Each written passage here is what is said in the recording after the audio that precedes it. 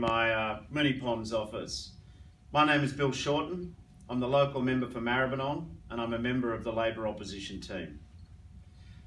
My office has been inundated with calls from distressed Australians of Indian descent who are very worried that family members who are Australian citizens are not able to come home to Australia. My heart goes out to the plight of India and the citizens of that great country. COVID is ravaging India, and all Australians will feel moved by the images which they're seeing on the nightly news.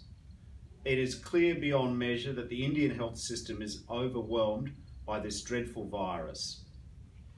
But what I think we need to do as a nation who is a great friend of India, and as a nation who was lucky enough to have nearly 1 million Australians of Indian origin, is that we need to bring home Australian citizens.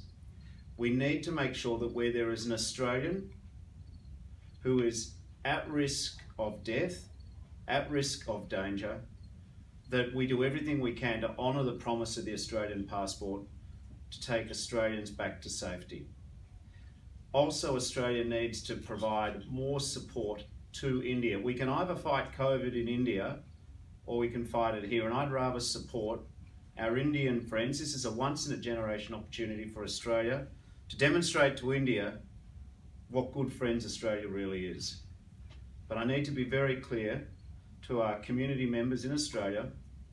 I fundamentally believe that if you are an Australian citizen and you are caught up in India, that whilst it's okay to close the borders to the general traffic between the two nations and follow the health advice, I think that where it is safe to do so, we should repatriate Australian citizens back to Australia. Right now, I'm worried that Australians, people who hold the passport with the emblem of the kangaroo and the emu, that Aussies in India are sitting ducks to COVID. The system's overwhelmed. It is the obligation of the nation to bring Australians back to safety, to quarantine them in Australia, to make sure that all the protocols are respected. But we cannot abandon Australians in India. We didn't do it elsewhere, and we've got to make the same efforts for people in India who are Australian citizens to come home safe to their family and friends and their community here, to receive the care and attention which they just simply cannot get at the moment in India. Happy to take a few questions.